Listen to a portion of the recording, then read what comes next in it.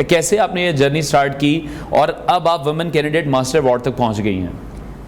Chess को मैंने पहली दफ़ा अपनी खाला के घर देखा था और मैंने अपनी अम्मी से पूछा तो ये क्या होती है ये गेम, और उन्होंने मेरे बर्थडे में मुझे एक चेस बोर्ड ला के दिया था और तब से मैं खेल रही हूँ। ठीक है। और मुझे बहुत एक अच्छी गेम लगी थी और फिर मैंने इसको अपना पैशन ले लिया। और किस एज से आपने खेलनी स्टार्ट कर दी थी? मैं 7 साल की थी, मैंने शुरू कर दी। अच्छा, यानी कि 5 साल हो गए हैं आपको ये खेलते हुए। तो किस तरह से आप देखती हैं, कैसे आपने अपनी टेक्निक्स को बेहतर किया, कैसे सीखती रही, उस पर भी हम जाएंगे, लेकिन आपका जो अपना शौक था वो कितना ज़्यादा था? मुझे तो ये बहुत पसंद है गेम, मेरा अपना शौक भी बहुत ज़्यादा है इसके अंदर। मुझे बहुत एक इंटरेस्टिंग और अच्छी गेम लगती है। ठीक है। अच्छा सलीम साहब, बतौर टीम जब हम कैप्टन की बात करते हैं, पाकिस्तान की टीम की शानदार कारकर्दगी रही है, मर्दों की टीम की हम बात कर रहे हैं, ब्रॉन्ज मेडल जीता है, कितनी मेहनत करनी पड़ी इस पर? बहुत शुक्रिया। सबसे पहले मैं ये बताना चाहूँगा कि ये जो टीम का इंतखाब था वो बहुत मेरिट पे किया गया था। जून में नेशनल चैम्पियनशिप का इनेकाद किया था जिसमें पूरे मुल्क से प्लेयर्स ने पार्टिसिपेट किया और उसमें से जो top 5 main and top 5 women's की सिलेक्शन हुई थी बुडापेस्ट के लिए।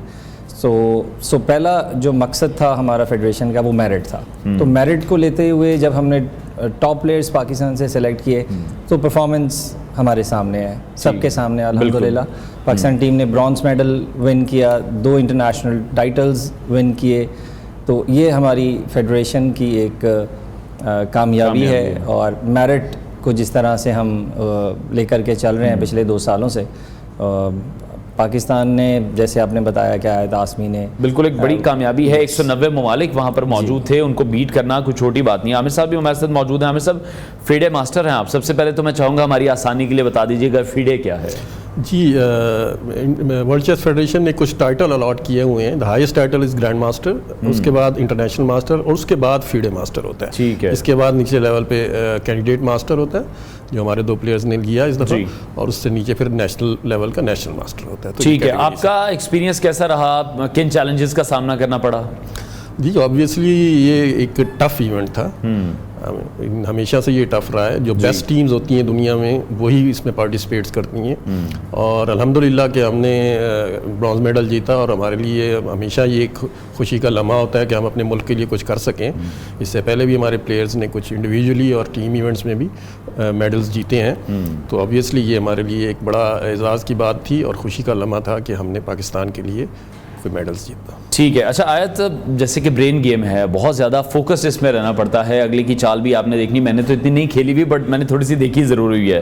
तो कितना फोकस्ड आप उसमें रहती हैं फिर, और आपको लगता है कि फिर ये जो आपका ब्रेन जिस तरह से काम करता है फिर तेज़ी से, ये आपको स्टडीज़ में भी हेल्प कर रहा है? ये सोचती तो मैं बहुत हूँ बोर्ड के ऊपर, और लाइक कंसंट्रेट करना पड़ता है। कोई टाइम दिया जाता है कि इस इतने टाइम में गेम आपको कंप्लीट करनी है? जी, वो टाइम होता है, 90 मिनट होते हैं, फिर इंक्रीमेंट मिलता है हर मूव पे 30 सेकंड्स का।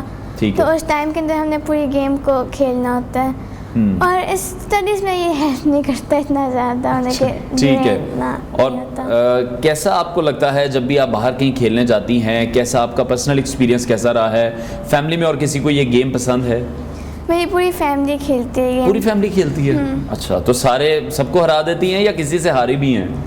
सबको हरा लेती हूँ। सबको हरा देती हैं, वो तो हमने देखा है कि आपने इंटरनेशनल लेवल पर भी जाके सबको हराया। अच्छा सलीम साहब, वर्ल्ड चेस ओलंपियाड बड़े मुकाबले में पाकिस्तान टीम की तैयारी, हिकमत अमली, मेरिट तो आपने बता दिया कि मेरिट सबसे पहले यकीनी तौर पर बहुत ज़्यादा ज़रूरी है, लेकिन क्या ऐसी हिकमत अमली थी, क्योंकि पाकिस्तान में उस तरह से चेस नहीं खेला जाता, उस तरह से मेरा ख्याल है उस पर काम नहीं किया जाता, हमारा फोकस 1-2 खेलों पर ही सबसे ज़्यादा है जिसमें क्रिकेट है, या अगर हम फुटबॉल की बात कर लेते हैं, हॉकी की बात कर लेते हैं। कैसी हिकमत अमली इसमें रही, किन चैलेंजेस का सामना करना पड़ता है तैयारियों में? सबसे पहले तो हमारी 5 रुकनी टीम थी, मैन और 5 ही विमेन साइड से। अनफॉर्चुनेटली हमें वीज़ाज़ में थोड़ा प्रॉब्लम आए, एक प्लेयर मेल और एक फ़ीमेल ट्रैवल नहीं कर सके। तो ये हमें थोड़ी सी टीम की जो फॉर्मेशन थी वो हमें चेंजेस करने का मौका नहीं मिल सका इस इवेंट के अंदर। तो जिन बोर्ड्स पे जो प्लेयर्स खेल रहे थे वही थोड़ा एग्जॉस्ट भी हो गए। इसमें 11 राउंड्स थे, थोड़ा एग्जॉस्ट भी हो गए थे प्लेयर, बट हमारे पास कोई चॉइस नहीं थी। ठीक है। तो बहरहाल हमारे प्लेयर्स ने बहुत ज़बरदस्त परफॉर्मेंस इसमें दिखाई थी। सो एक और चीज़ मैं ऐड करना चाहूँगा कि पाकिस्तान ने दुनिया का सबसे बड़ा चेस इन एजुकेशन प्रोग्राम फरवरी में लॉन्च किया था, जो प्राइम मिनिस्टर ऑफ पाकिस्तान ने, जो उस वक्त केयर टेकर गवर्नमेंट में थे, उन्होंने उसको इनिशिएट किया था इस्लामाबाद में। तो उसको लेकर के प्राइवेट और पब्लिक स्कूल सेक्टर्स के अंदर जो एक्टिविटीज़ हो रही हैं चेस की, वो बहुत बढ़ रही हैं। सो पाकिस्तान ने हमेशा ही चेस के अंदर कहीं ना कहीं, अब यह है कि मीडिया के प्लेटफॉर्म अब मैसर है, ज़्यादा आगाही हो रही है। एग्जैक्टली, इसमें आगाही हो रही है। स्कूल्स में चेस बहुत प्रमोट हो रही है। ठीक है। स्पेशली जो चेस फेडरेशन ऑफ पाकिस्तान का जो सबसे बड़ा एम है वो यूथ को टारगेट करने का है। सो यूथ के ऊपर चेस फेडरेशन ऑफ पाकिस्तान काम कर रहे हैं। तो आयत is you know first example in front of everybody. So she talks bronze medal Aktau में कज़ाकिस्तान लास्ट ईयर हुआ था, वर्ल्ड स्कूल चैम्पियनशिप। उसमें 50 से ज़्यादा कंट्रीज थी, उसमें आयत ने ब्रॉन्ज मेडल विन किया। इससे पहले वेस्टर्न एशिया चैम्पियनशिप में पाकिस्तान ने पार्टिसिपेट किया था, उसमें इसाम बशीर हमारे एक अंडर 12 के प्लेयर हैं, ठीक है, उन्होंने ब्रॉन्ज मेडल हासिल किया था। तो यूथ के ऊपर चेस फेडरेशन ऑफ पाकिस्तान का बहुत फोकस है। ठीक है आमिर साहब, जिस तरह से आयत आसमी की हम बात कर रहे हैं, मोमिन फैज़ान की बात कर रहे हैं, नौजवान खिलाड़ियों को बड़ी ज़बरदस्त कामयाबी मिली, आप इसको किस तरह से देख रहे हैं? किस तरह से इनकी तरबियत करते हैं, किस तरह से इनकी रहनुमाई करते हैं आप? जी ऐसा है कि ये बच्चे माशाल्लाह काफ़ी बेहतर परफॉर्म कर रहे हैं और मेहनत भी कर रहे हैं। तो मैं उम्मीद करता हूँ कि ये यंगस्टर्स अगर इसी तरह मेहनत करते रहेंगे तो आने वाले वक्तों में वो दिन दूर नहीं है कि हम जो गैप आ गया है हमारी नेबरिंग कंट्रीज़ के साथ हमारा, तो इंशाल्लाह हम उसको फुलफ़िल करने में कामयाब होंगे। बाकी मैं चेस फेडरेशन ऑफ पाकिस्तान के हवाले से भी थोड़ा सा बताना चाहूँगा कि हम कोशिश कर रहे हैं कि ये कुछ ट्रेनिंग प्रोग्राम भी कंडक्ट किए जाएँ with the help of world chess federation.